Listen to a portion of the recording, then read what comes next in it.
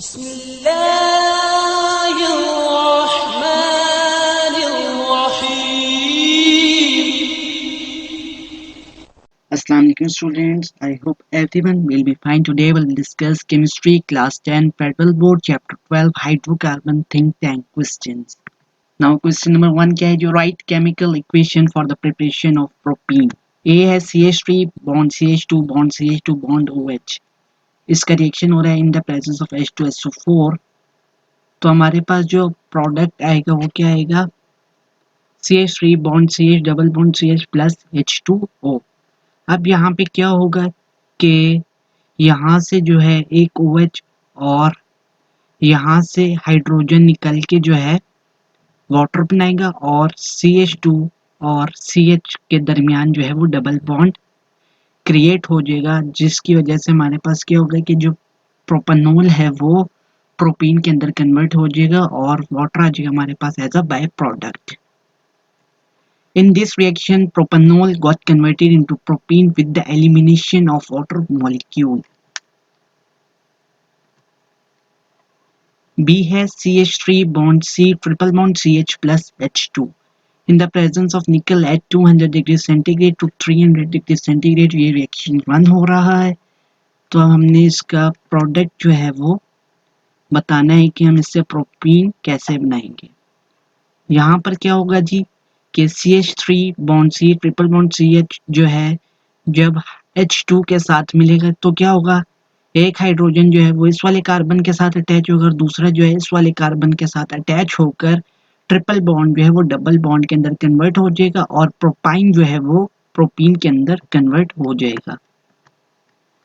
Now question number 2 क्या है जी, write down the structural formulas for the products which are formed when 1 butane is reacted with H2 in the presence of nickel.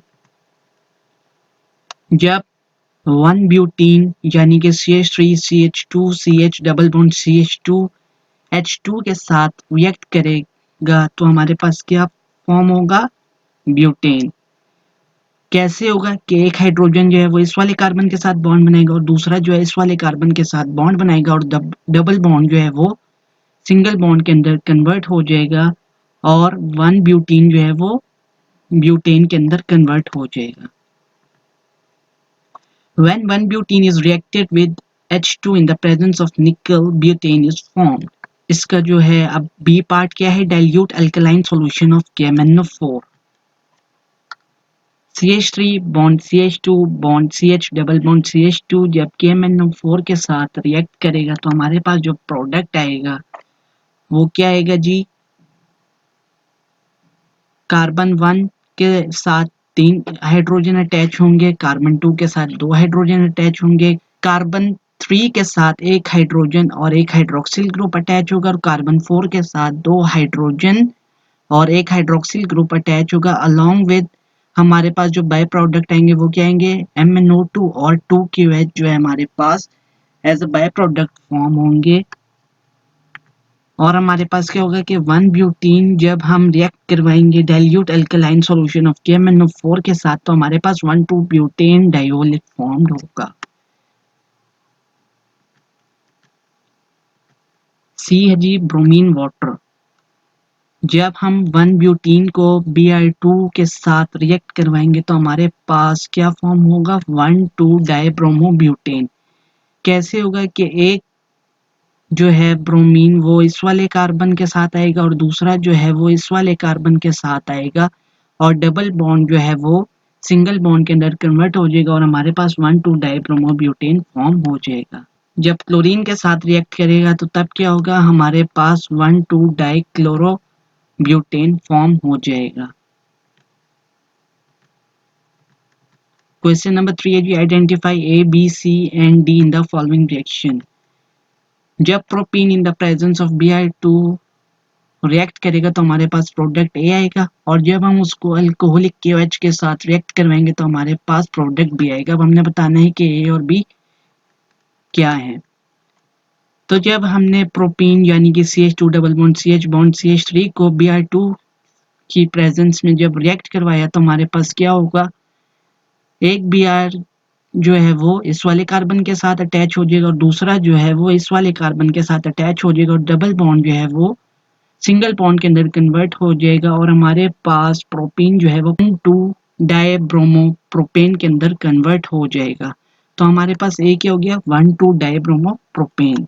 जब हम 1,2 dibromo propane को जो है वो अल्कोहलिक क्यूएच के साथ रिएक्ट करवाएंगे तो हमारे पास जो प्रोडक्ट बनेगा वो क्या होगा CH double bond CH bond CH3 और इस वाले CH के साथ जो है वो Br आके अटैच होगा।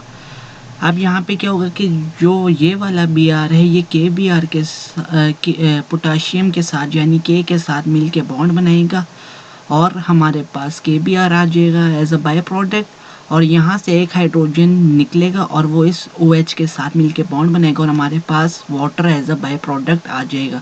तो हमारे पास क्या होगा जी कि 1,2 डाइब्रोमो प्रोपेन जो है वो कन्वर्ट हो जाएगा ब्रोमोप्रोपीन के अंदर और KBr और वाटर हमारे पास एज अ बाय प्रोडक्ट आएंगे।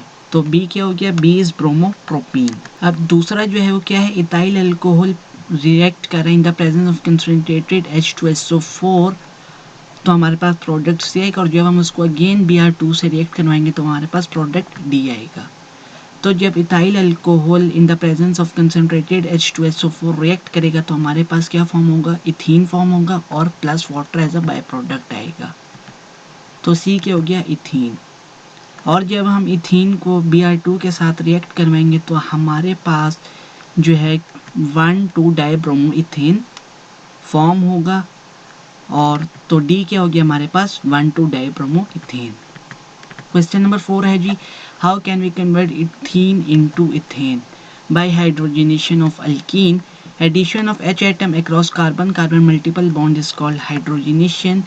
In alkene 2 H atom got replaced double bond and make bond with carbon atom and double bond converted into single bond that is alkene got converted into alkane. जब हम alkyne के hydrogenation करते हैं तो उसके अंदर क्या होता है कि 2 हाइड्रोजन एटम आते हैं और वो डबल बॉन्ड को रिप्लेस कर देते हैं और वो कार्बन एटम के साथ बॉन्ड बना लेते हैं। एज अ रिजल्ट क्या होता है कि हमारे पास जो डबल बॉन्ड होता है वो सिंगल बॉन्ड के अंदर कन्वर्ट हो जाता है यानी कि अल्कीन कन्वर्ट हो जाता है अल्केन के अंदर। This process takes place in the presence of finely divided nickel at 200 degrees centigrade to 300 degrees centigrade at high pressure. Hydrogenation can also be done in the presence of platinum or palladium at room temperature. जो reaction है वो क्या है ये हमारे पास ethene है। जब हमने इसको रिएक्ट करवाया with hydrogen in the presence of निकल तो हमारे पास क्या हो गया इथेन फॉर्म हो गया। क्वेश्चन नंबर 5 है जी you are given 2 flammable liquid hydrocarbons one of the is an alkene and the other is an alkane. How would you find out which is which? For identification of these flammable liquid hydrocarbon we use bromine water test. If the reddish brown color of bromine disappear after adding it into liquid then the result conclude that hydrocarbon is an alkene. If the color of bromine water remains unchanged then the class of hydrocarbon is an alkane. हम bromine water लेंगे और उसको उस solution के अंदर डालेंगे अगर तो रेडिश ब्राउन कलर जो है वो डिसअपियर हो गया तो हम क्या कहेंगे ये जो हाइड्रोकार्बन है ये अल्कीन है अदरवाइज अल्केन है।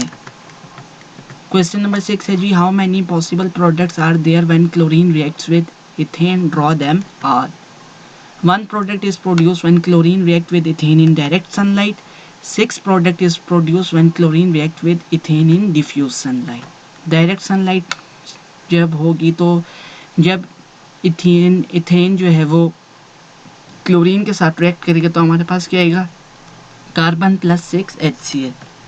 अगर डिफ्यूज सनलाइट होगी तो स्टेप 1 में क्या होगा जी कि एक क्लोरीन का जो एटम है वो इथेन के साथ बॉन्ड बनाएगा और HCl हमारे पास एज अ बाय प्रोडक्ट आएगा। तो हमारे पास क्या होगा जी कि एक H जो है वो क्लोरीन से रिप्लेस हो जाएगा। स्टेप 2 में क्या होगा दूसरा क्लोरीन का एटम जो है वो बॉन्ड बनाएगा और हमारे पास HCl अगेन प्रोड्यूस होगा यानी कि क्या हुआ कि 2 हाइड्रोजन जो है वो क्लोरीन से रिप्लेस हो गए और HCl हमारे पास बाय प्रोडक्ट आ गया। स्टेप 3 में क्या होगा जी कि अगेन क्लोरीन मॉलिक्यूल रिएक्ट करेगा और वो क्या होगा कि वो एक और हाइड्रोजन रिप्लेस कर देगा और उसकी जगह पे अटैच हो जाएगा और HCl हमारे पास एज अ बाय प्रोडक्ट आ जाएगा। स्टेप 4 में क्या होगा कि एक और हाइड्रोजन रिप्लेस हो जाएगा क्लोरीन से और HCl हमारे पास एज अ बाय प्रोडक्ट आएगा। और स्टेप नंबर 5 में क्या होगा कि एक और हाइड्रोजन जो है वो क्लोरीन एटम रिप्लेस करेगा और HCl हमारे पास अगेन प्रोड्यूस होगा एज अ बाय प्रोडक्ट। और स्टेप नंबर 6 में जो है वो एक जो सिंगल हाइड्रोजन बचा है वो भी रिप्लेस हो जाएगा क्लोरीन एटम से और हमारे पास HCl as a by product produce होगा। तो हमारे पास क्या होगा जी कि ये हमारे पास आ जाएगा chloro ethane plus HCl. Now that's all about think tank questions of chapter 12. Thanks for watching. Please like my videos and share my videos to other friends and press the bell icon for the subscription in order to get a notification for all the videos which will be uploaded in future. In our next video we will discuss chapter 13 biochemistry self-assessment exercises. Till that time, take care. Allah Hafiz.